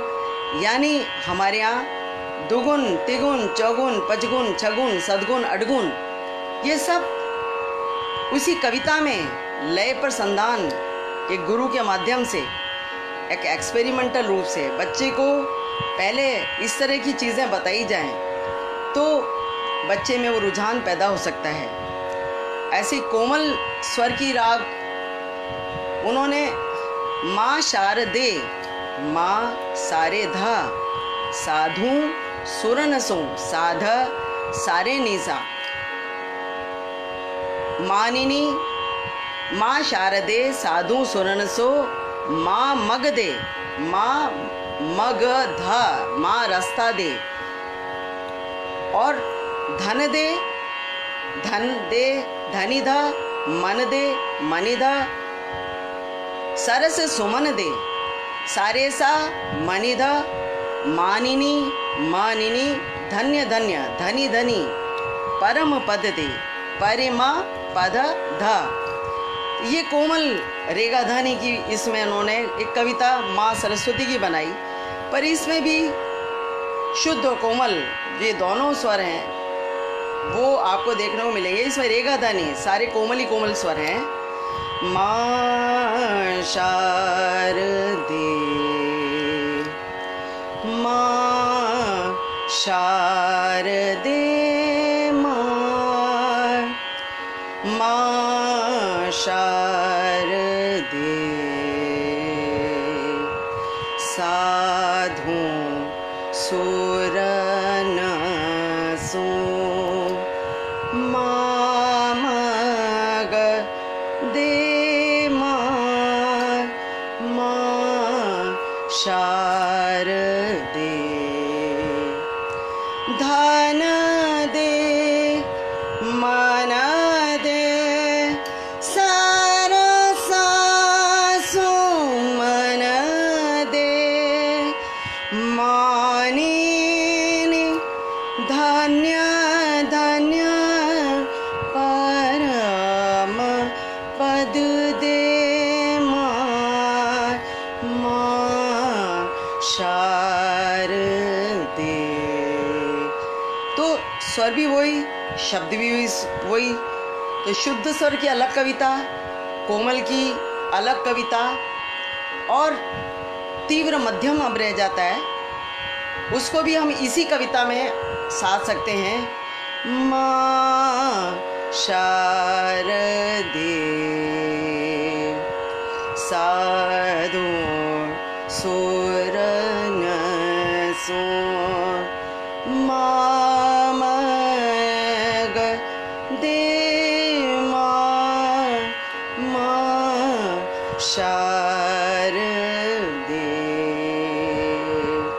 इस प्रकार से तीव्र स्वर का भी संधान इसी कविता के माध्यम से हो सकता है। तो इस प्रकार के एक्सपेरिमेंटल गुरु के द्वारा शिष्य को अपनी विद्या को, गूढ़ विद्या को सरलीकरण करते हुए, सम्मोहन उसमें पैदा करते हुए सिखाने से हमारे अधिकांश विद्यार्थी जो शास्त्रीय संगीत से उसको एक गूढ़, एक कठिन विषय छोड़ करके चले जाते हैं, उनमें इस तरह की हमारे कोई प्रयोग हम कर सकें तो बच्चों में उस तरह का रुझान पैदा हो सकता है। कई बार लय की बात करते हैं जो मैंने कहा कि ध्रुपद में छंद का काम, जो हमारे यहाँ ये छंद महेश्वर सूत्र के बाद अनुष्टुप छंद, धनाश्री छंद इनसे आए। और दक्षिण में भी जाइए कि हमारे यहाँ तिस्र जाति, मिश्र जाति, खंड जाति, संकीर्ण जाति, चतुस्र जाति, ऐसी जाति के प्रकार हैं। इन जातियों का संधान तभी हो सकता है जब आपका लय का बैलेंस होगा, आपके हाथ में लय का संतुलन पैदा होगा। कई बार हम विद्यार्थी को देखते हैं, आप ताल देते रहते हैं, वो ताल में ताल मिला ही नहीं पाता, कई बार वो ताल से हट करके ताल लगाता है। ऐसी स्थिति में हमको ताल का संतुलन बड़ा मुश्किल काम होता है। इसके लिए भी कुछ प्रयोग हमारे गुरु के सानिध्य में किए, जैसे कि बच्चे को बताया कि हर बीट में आपको संख्या आनी चाहिए, जैसे 1 1 2 1 2 3 1 2 3 4 1 2 3 4 5 1 2 3 4 5 6 1 2 3 4 5 6 7 1 2 3 4 5 6 7 8। यानी ये संधान कितना मुश्किल है। यदि हम विद्यार्थी को इस तरह का बैलेंस लय का करना बताएं तो एक लय पर भी एक नियंत्रण बढ़ सकता है। एक बार और मैं करके आपको बताती हूँ। 1 1 2 1 2 3 1 2 3 4 1 2 3 4 5 1 2 3 4 5 6 1 2 3 4 5 6 7 1 2 3 4 5 6 7 8 8 7 8 7 6 8 7 6 5 8 7 6 5 4 8 7 6 5 4 3 8 7 6 5 4 3 2 8 7 6 5 6 8 7 6 5 6 सॉरी वापस से 8 8 7 8 7 6 8 7 6 5 8 7 6 5 4 8 7 6 5 4 3 8 7 6 5 4 3 2 8 7 6 5 4 3 2 1। इस प्रकार से लय का कुछ खेल हम बता सकते हैं। खेल में तो ध्रुपद एक थान है, एक ध्रुपद एक व्याकरण है, एक ध्रुपद पूरा एक स्ट्रक्चर है भारतीय शास्त्रीय संगीत का, जिसमें स्वर है, लय है, ताल है, साहित्य है। आपको जितनी भी भारतीय संगीत की जो शैलियाँ, अन्य शैलियों में भी यही सब कुछ अंगीकार किया गया। ये सब आपको उसी वहाँ से उसका निकास होता है। थोड़ा सा राग की विशुद्धता पे भी मैं बात करती हूँ। ये सब चीज़ें मैं इसलिए बता रही हूँ कि ध्रुपद का क्या कंट्रीब्यूशन है। ध्रुपद में जैसा कि मैंने एक रचना गाई थी, उसमें श्रुतियों का काम होता है, माइक्रोट्रॉनिक साउंड पर हम काम करते हैं। ज़रूरी नहीं कि एक राग का कोमल ऋषभ या एक राग का कोमल गंधार अन्य राग के कोमल गंधार के जैसा लगे। उस राग में वो अलग अपना स्थान बता रहा है, श्रुतियात्मक उसका वहाँ पर अलग स्थान है, और दूसरी राग में उस वही स्वर अपनी अलग श्रुति लेकर के प्रस्तुत होता है। जब तक हम इसका सही स्वरूप गुरु के सानिध्य में नहीं पाएंगे।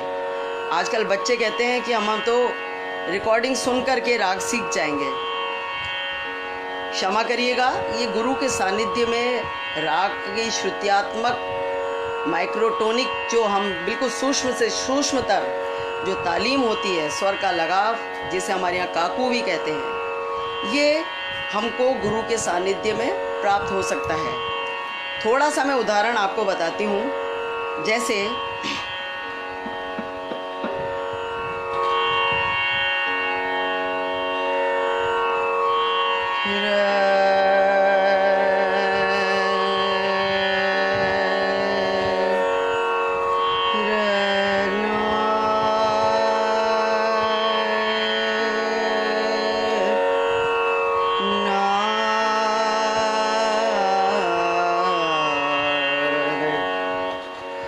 रे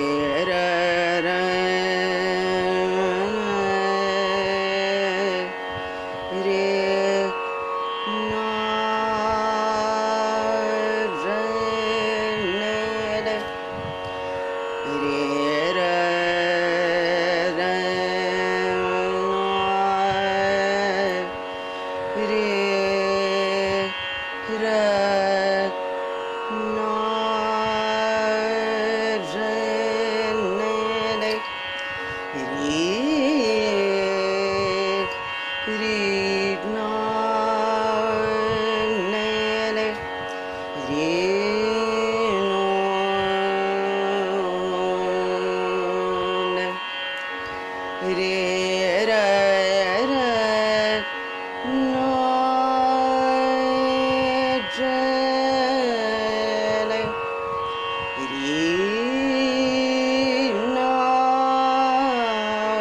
रे रे ना रे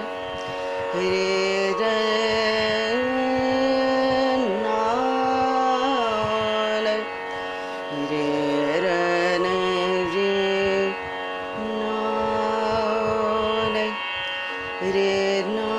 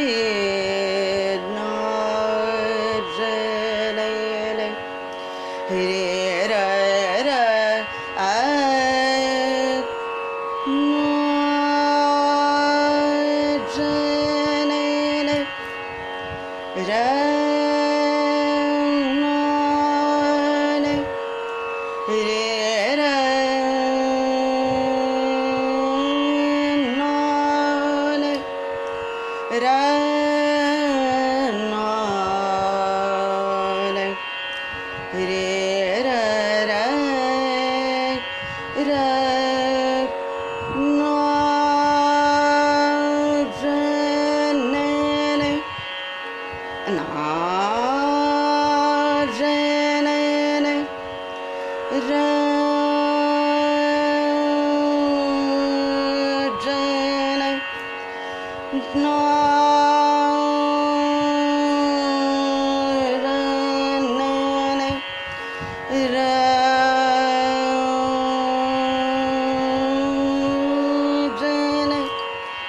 कह दिया जाता है आरो में पंचम वर्जित है तोड़ी में, परम पंचम वर्जित नहीं है, उसका अपना एक अनुपात है, एक श्रुत्यात्मक लगाव है, उसके माध्यम से ही तोड़ी आएगी।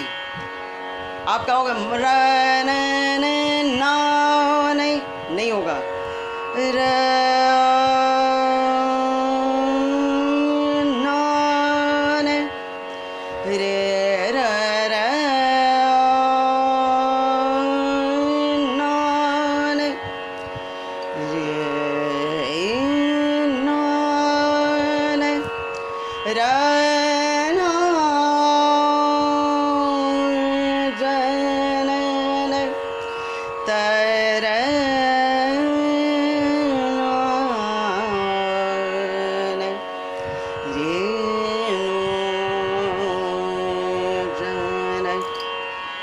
अब ये जो हर आलाप के बाद हम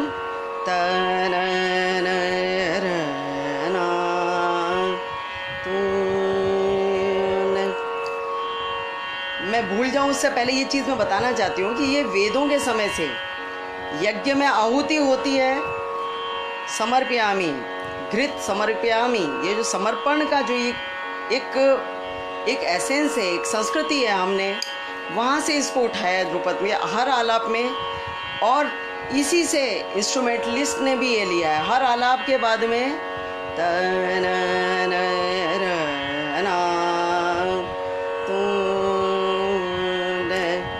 रे नो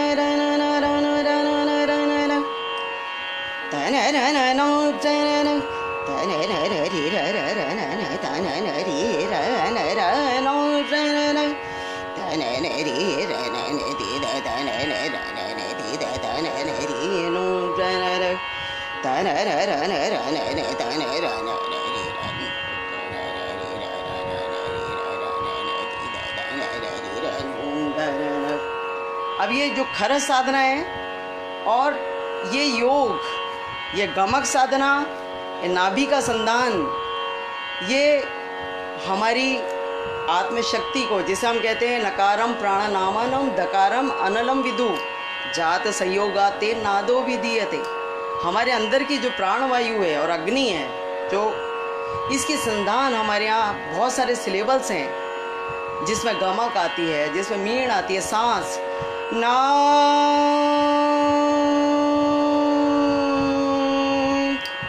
पूरा एक सांस का क्रम होता है।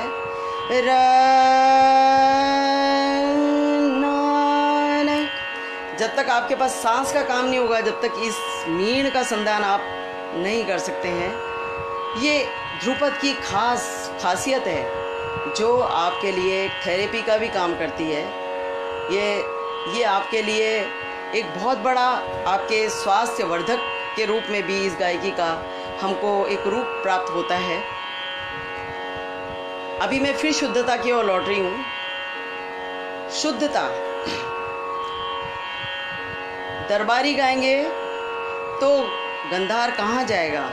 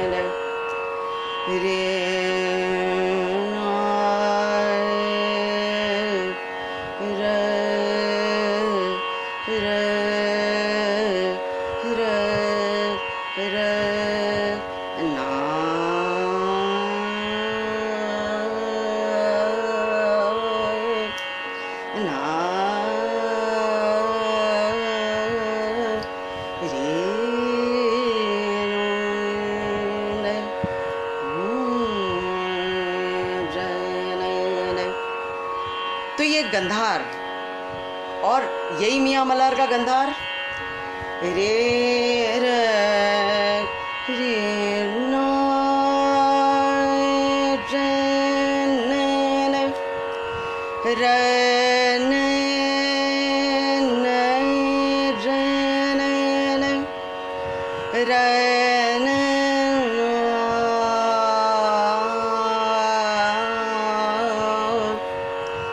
गंधार का स्थान चेंज हो गया, उसका निकास चेंज हो गया।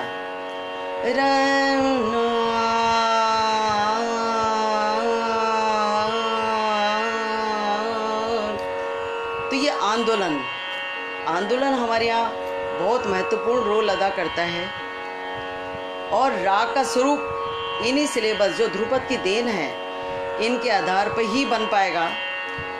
अदरवाइज यदि आप इन सिलेबल्स को यूज़ नहीं करेंगे तो ये राग का शुद्धता आप नहीं कह सकते, राग का स्वरूप बिल्कुल सही रूप में आपके समक्ष नहीं होगा।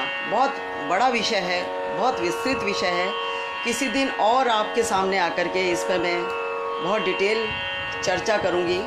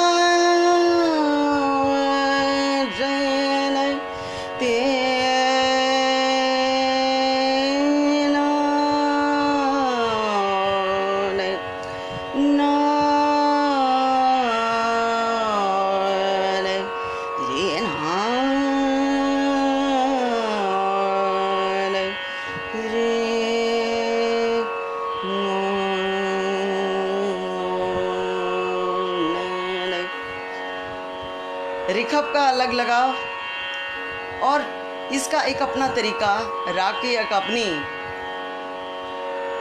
एक अपना लगाव है। जो रागों का स्ट्रक्चर, एक राग एक व्यक्तित्व है, राग नहीं है, एक पूरा व्यक्तित्व है, करेक्टर है।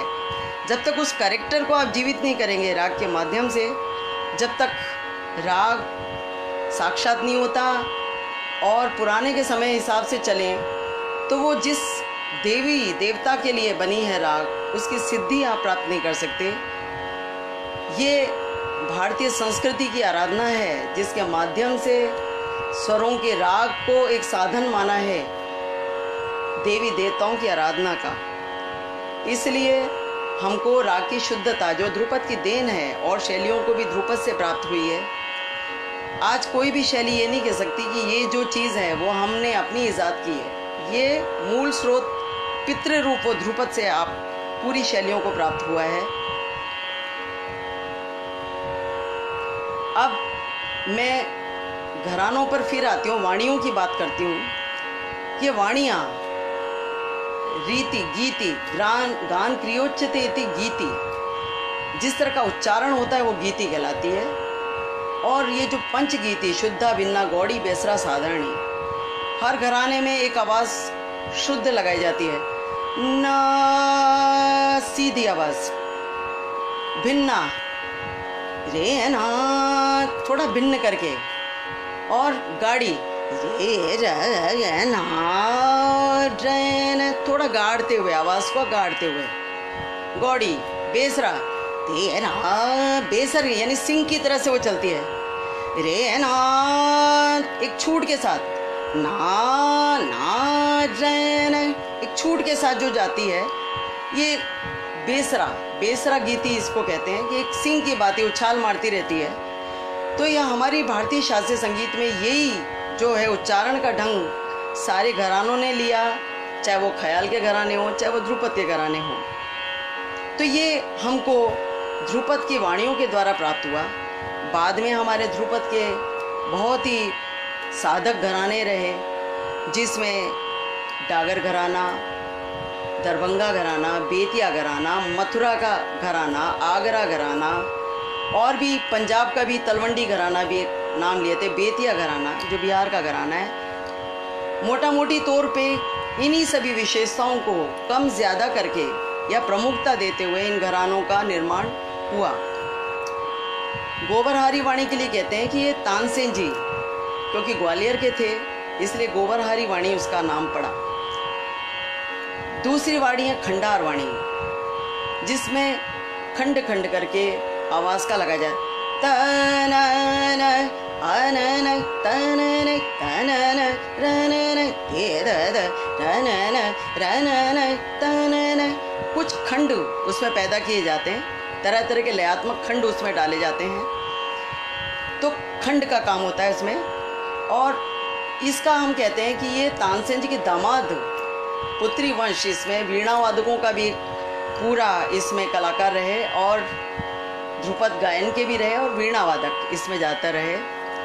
और खंडार, इसके बाद आता है हमारा नौहार वाणी हम लेते हैं। नौहा, ये नौहा क्षेत्र है। ज़्यादातर ऐसा इतिहासकार कहते हैं कि इन सबका जो एक क्षेत्र है वो राजस्थान से कहीं कनेक्टेड रहा है। सवाई माधोपुर के जो खंडार प्रदेश है उसे खंडार वाणी के लिए कहा जाता है। जो धौलपुर के आसपास का एरिया है, जो दिल्ली डांग प्रदेश जो हमको कहते हैं, वो डांग प्रदेश जो है अलवर के और दिल्ली के बीच का जो एरिया है वो डांग प्रदेश। और खंडार ग्वालियरी वाणी, गोबरहारी वाणी, खंडार वाणी, नौहार वाणी, और एक वाणी और होती है जिसे हम डागर वाणी कहते हैं। डागर वाणी कहते हैं ब्रजचंद जो तानसेन के ही वंश थे, उनसे इस घराने का इजाद हुआ। श्रीचंद जो तानसेन के वंशज थे, उन्होंने नौहार वाणी का आविष्कार किया।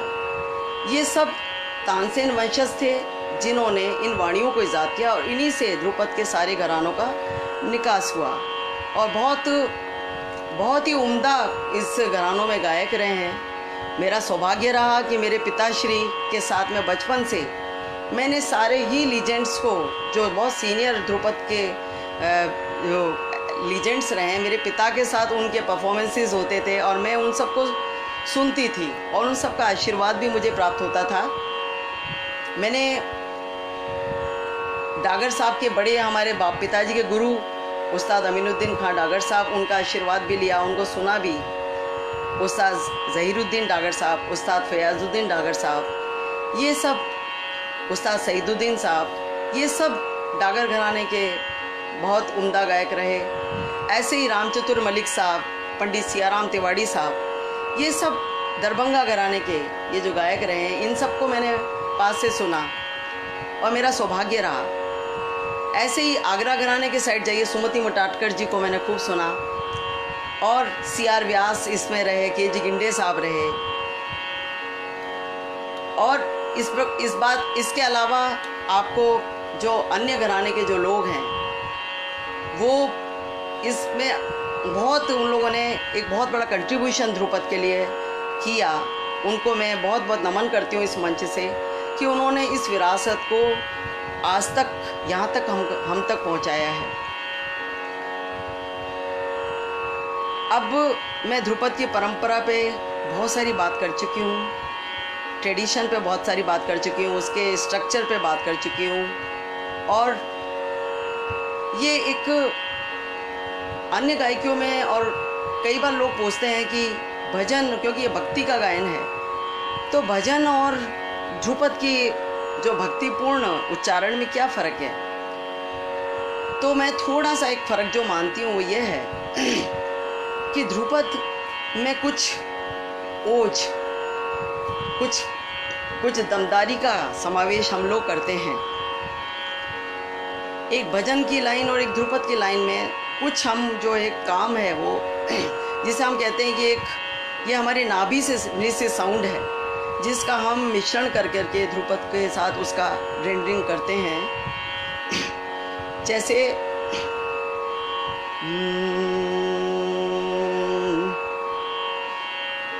उदाहरण के लिए मैं एक चीज़ बताती हूँ आपको। साधो मन का मान त्यागो, साधो मन का मान त्यागो, साधो मन का मान त्यागो। ये एक भजन का रूप हो सकता है। और इसमें थोड़ा सा जो हम जो देंगे एक मिक्सचर, भजन में तो मिक्सचर हो सकता है, कोई मिश्रित स्वर हो सकता है। साधो मन का मान त्यागो, साधो मन का मान त्यागो। राग का डाइवर्शन भाव के हिसाब से बन जाता है, बट हमारे ध्रुपद में हम ओज का मिश्रण करके और राग की शुद्धता में ही रहते हैं। साधो मन का मान त्यागो, साधो मन का मान त्यागो, काम क्रोध संगत दुर्जन की, ताते अवनिस भागो, साधो मन का मान त्यागो। थोड़ा आवाज़ में दमदारी, गांभीर्य वो हमारे को ज़रूरत पड़ती है। जब ये बात आ रही है तो कुछ जो ध्रुपद की तालों पे भी मैं बात करती हूँ। रागों पे तो मैंने बात की कि हमारे यहाँ राग देवी देवताओं के नाम पे पड़ी हैं। दुर्गा है, भैरव है, ये सब देवी देवताओं के नाम पे। श्री भी लक्ष्मी के नाम पे मान लीजिए आप, सरस्वती है, वो माँ सरस्वती के नाम पे बनी है। कुछ अप्रचलित ताल भी हैं, जैसे लक्ष्मी है, गणेश है, गजझंपा है, ये सब ताल, बसंत ताल है। हमारे ऋतुओं के अनुसार भी रागें बनी हैं। और पुष्टि मार्ग में तो गर्म राग अलग हैं, ठंडे राग अलग हैं। गर्म ऋतुओं में गर्म राग गाए जाते हैं, ठंडे ऋतुओं में ठंडे राग गाए जाते हैं। इतनी विराट संकीर्तन की ध्रुपद की परंपरा है मंदिरों में, और आज भी वो शुद्ध रूप से चल रही है। मथुरा में जो बालजी लक्ष्मण जी चौबे थे, वो बहुत शुद्ध रूप से इसको गाते थे। पूरा चौबे परिवार, जिन्हों आगरा के घराने से भी तालीम हुई, ऐसे इन लीजेंड्स ने एक कीर्तन की परंपरा को, भावपूर्ण परंपरा को, राग की विविधता के साथ, राग को ऋतुओं के अनुसार, राग को समय के अनुसार प्रस्तुत किया। तो एक ध्रुपद की एक बहुत बड़ी संस्कृति, एक परंपरा है, जहाँ जितना देखें उतना ही फैलाव, जिस एंगल से देखें उसमें फैलाव ही फैलाव है। एक बहुत बड़ी संस्कृति है ध्रुपद। तो एक पिताजी ने एक नई ताल पे भी बताती हूँ मैं कि हमारे यहाँ अक्सर ध्रुपद पुरानी तालों में ही गाए जाते हैं। किंतु क्योंकि आज जो ध्रुपद है वो एक उस दौर में चल रहा है कि जब हमारे साथ अन्य फिल्मी संगीत, सुगम संगीत, अन्य शैलियाँ भी बहुत सुंदर रूप से प्रस्तुत हो रही हैं, तब कुछ छंद या तालों पर भी काम करके उसको एक लोक रूप देते हुए उसको शास्त्रीय परंपराओं के साथ रखा। दादरा हमारे यहाँ बहुत यूज़ किया जाता है। धा धी ना, धा ती ना, धा धी ना, धा ती ना। अब इस ताल को मेरे गुरु ने नाम दिया है धा दिन ता तिटकत गदगिन धा दिन ता तिटकत गदगिन धा दिन ता तिटकत गदगिन धा।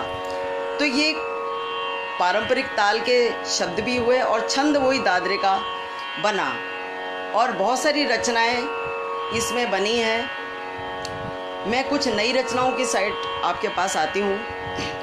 पुरानी रचनाएं हम लोग गाते ही हैं, किंतु भक्ति को आप किसी सीमाओं में नहीं बांध सकते हैं। भक्ति को मैं एक हिमालय की गंगा के रूप में देखती हूँ। हिमालय की गंगा जब बहनी शुरू होती है तो वापस हिमालय पे नहीं लौटती वो, बल्कि उस गंगा का प्रवाह अन्य नदियों की ओर, अन्य लोगों के कल्याण के लिए होता है। ऐसे ही हमारी भारतीयता, हमारी संस्कृति का काम भी यही है कि अपने निकास से जन कल्याण की भावना उसमें होती है। ये हमारी संस्कृति है कि जिसमें देने का काम और एक बहुत बड़ा लोकोपकार के रूप से उसका एक उद्देश्य होता है। गुरुकुल की परंपरा का भी काम, जो मैंने पहले कहा था कि स्वयं से वयम की ओर जाता है, स्वयं से निकल करके अपनी साधनाओं को अपनी शिष्यावली के द्वारा, प्रशिष्य के द्वारा युग युगांत तक पहुंचाना, ये हमारी परंपरा का पूरा प्रवाह है। नई रचनाओं की ओर मैं आती हूँ। जो अभी मैंने आपको ताल बताई थी उसका नाम अद्धा चौताल रखा गया है, क्योंकि 12 मात्रा की जो हमारी चौताल है उसका आधा है। धा धी ना, धा ती ना, धा धिन ता तिटकत गदगिन धा दिन ता तिटकत गदगिन धा। अब बात आती हूँ कि भक्ति को मैं बात कर रही हूँ। भक्ति को हम बांध नहीं सकते। ये राष्ट्रभक्ति भी हो सकती है, ये मातृभक्ति भी हो सकती है, ये पितृभक्ति भी हो सकती है। ये भक्ति सीमाओं, अनंत सीमाओं में है, उसका कोई अनंत नहीं है, अंत नहीं है।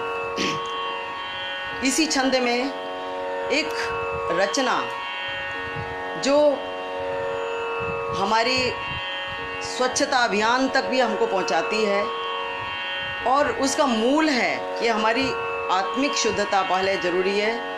देश तो बाद में स्वच्छ होगा, किंतु जब तक हमारी आत्मा शुद्ध नहीं है, जब तक हम देश को स्वच्छ नहीं कर सकते।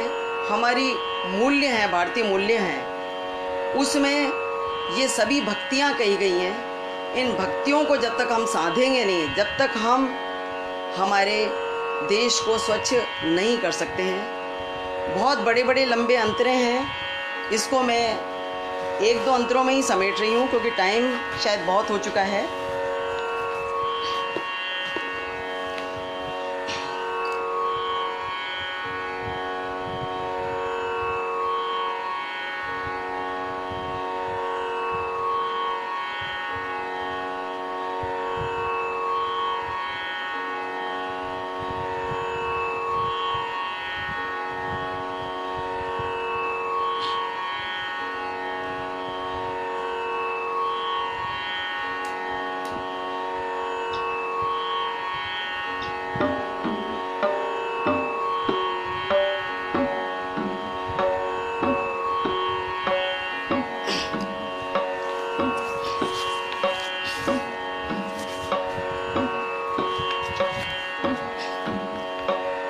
शब्द है, हम मन और तन को स्वच्छ करें और सब मिलकर देश को स्वच्छ करें।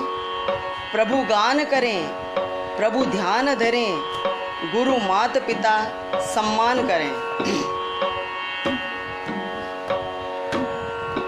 हम मन और तन को स्वच्छ करें हम मन और तन को स्वच्छ करें और सब मिल के देश को स्वच्छ करें और सब मिल के देश को स्वच्छ करें।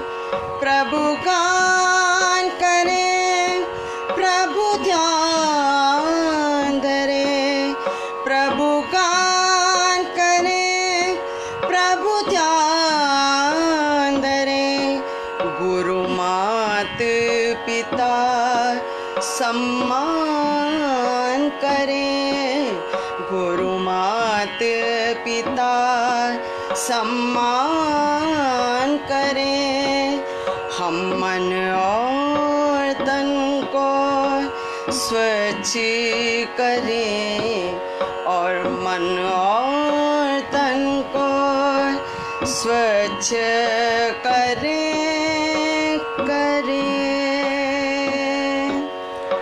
इस राग को नाम मेरे पिताजी ने चारू धरा दिया था।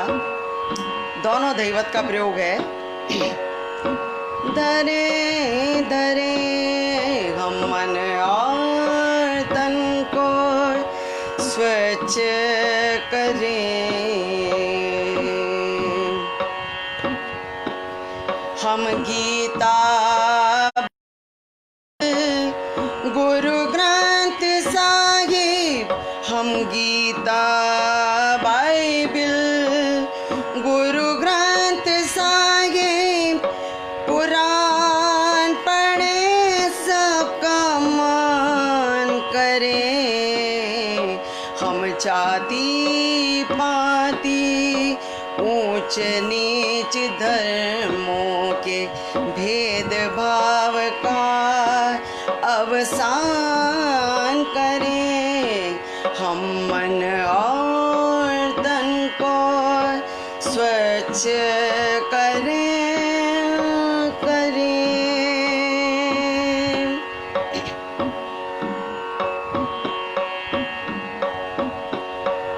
अंतरा लास्ट गा रही हूँ, बहुत बड़ी कविता है।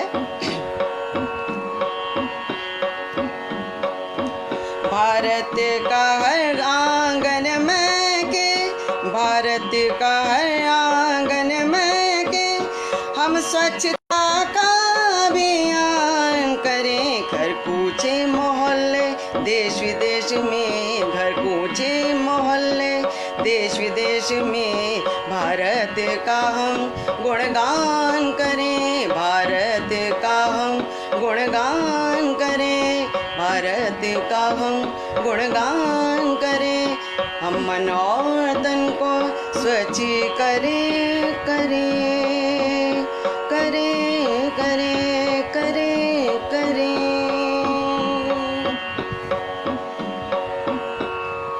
ये रचना, ये भी भक्ति की रचना है, ये राष्ट्र भक्ति की रचना है। इसे भी मैं कुछ रचना धर्मिता के साथ यदा कदा कहीं कार्यक्रम में एक समाज सुधार के लिए गाती हूँ। ये कहा जाता है कि आप समाज को ध्रुपद के माध्यम से क्या दे रहे हैं, तो उसकी एक छोटी सी भूमिका है जो मेरे प्रयास से है कि जो भी सामाजिक विपदाएं आती हैं, समाज में जो भी हमारे मुद्दे होते हैं, उन पर कोई यदि हम शोधन का काम कर सकते हैं, कोई जागृति का काम कर सकते हैं, हम ध्रुपद के माध्यम से इसमें करते हैं। बहुत सारी कविताएं, बहुत सारे पद भक्ति के मैंने बनाए हैं। कभी और आपके सामने आऊँगी तो बहुत सारी नई नई चीज़ें आपके सामने पेश करूँगी मैं।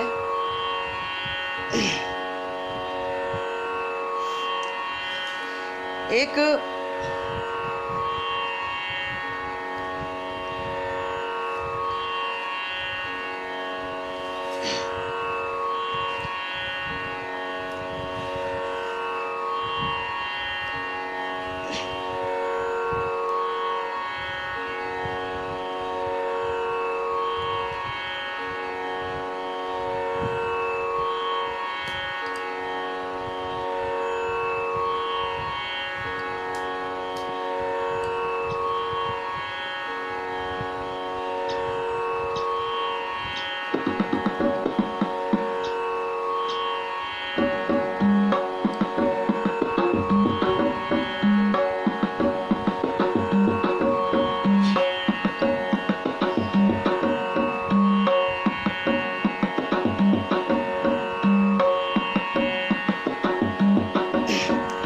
अंत में मैं एक अपनी राष्ट्रवंदना के साथ ही इसको ख़त्म कर रही हूँ। बहुत सारी चीज़ें हैं। अंत में मैं एक चीज़ और मैं कहना चाहती हूँ, ख़त्म करूँ उससे पहले।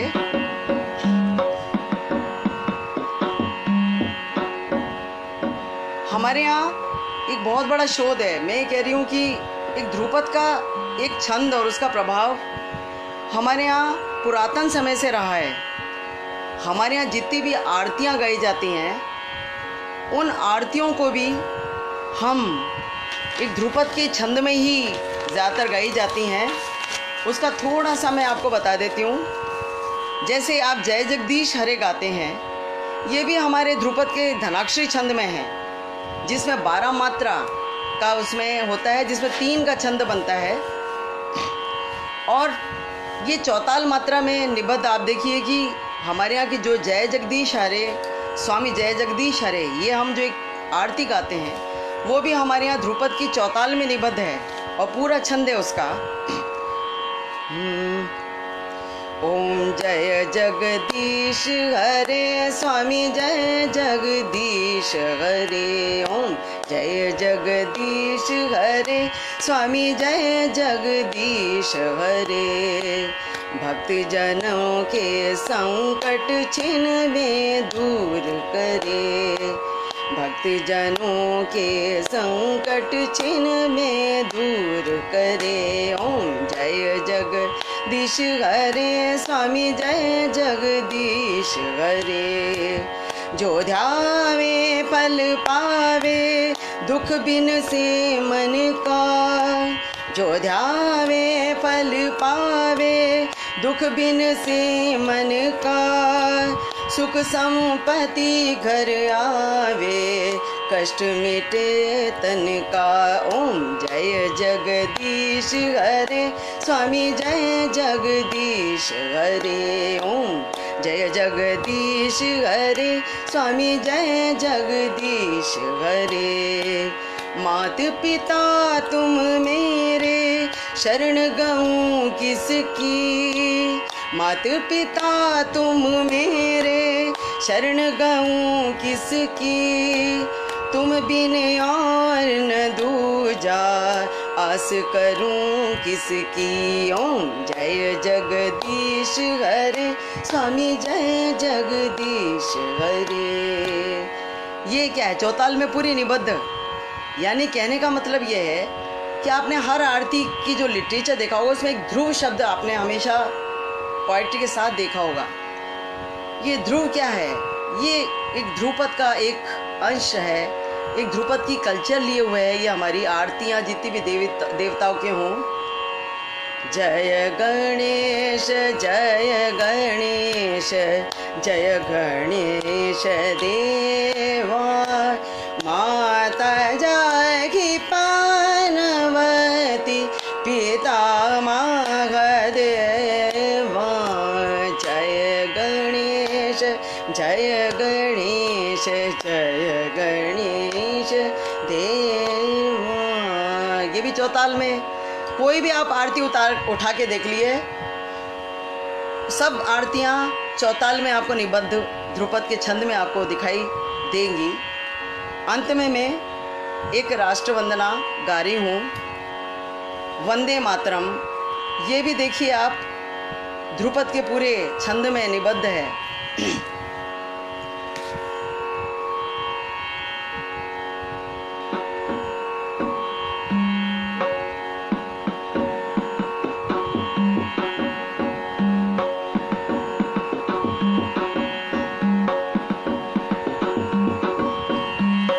सूलताल में निबद्ध है। वंदे मातरम, वंदे मातरम, वंदे मातरम। सुजलाम सुफलाम, मलयज शीतलाम, शस्य श्यामलाम। मातरम वंदे मातरम, वंदे मातरम। शुभ्र ज्योत्स्नां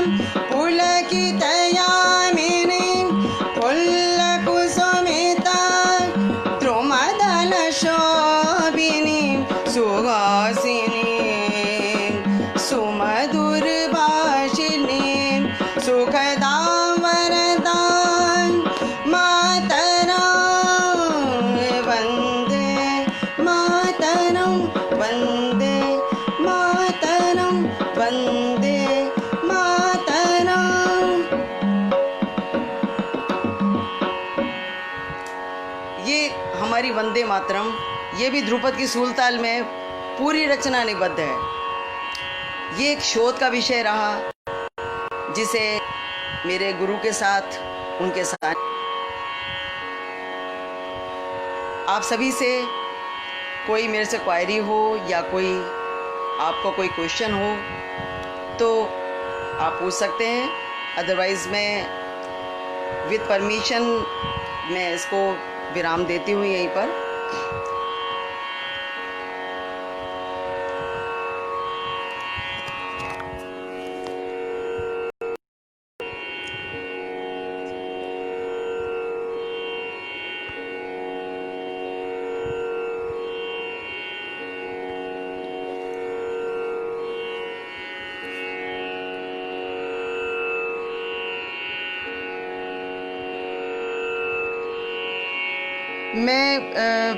मुझे इसमें कोई क्वेश्चन दिख नहीं रहे बहुत सारे इसमें, तो ये समझूं कि शायद कुछ सफलता मुझे प्राप्त हुई है आप तक अपनी बात पहुंचाने के लिए।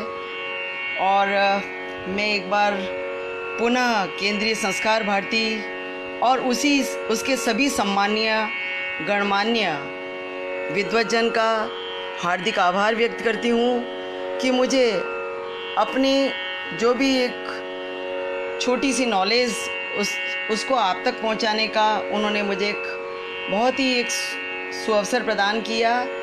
मैं हार्दिक आभार व्यक्त करती हूं और अपने गुरुवर्य को प्रणाम करती हूं। और आप सभी सुधी श्रोताओं जिनके मैसेज में देख रही हूँ मुझे प्रेरणास्पद प्राप्त हो रहे हैं, इन सभी के प्रति, और रविंद्र भारती जी जो सदैव जयपुर में और मेरा बहुत ही उनकी एक मोटिवेशन भी प्राप्त होता रहा है, उनको भी मैं प्रणाम करती हूँ। संस्कार भारती के सभी गणमान्य जिनका मैंने उद्बोधन अपने कार्यक्रम के प्रारंभ में किया है, मैं पुनरावृत्ति नहीं कर रही हूँ, सभी को मैं एक बार प्रणाम करती हूँ। नमस्कार, जय हिंद, जय भारत।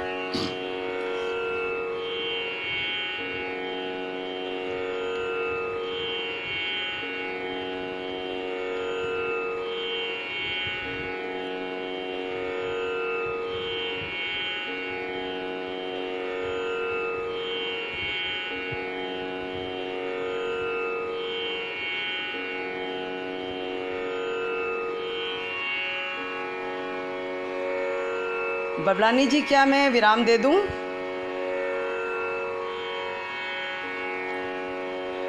आप मुझे या तो कमेंट्स कर दें तो मैं इसको फिनिश करती हूं सर।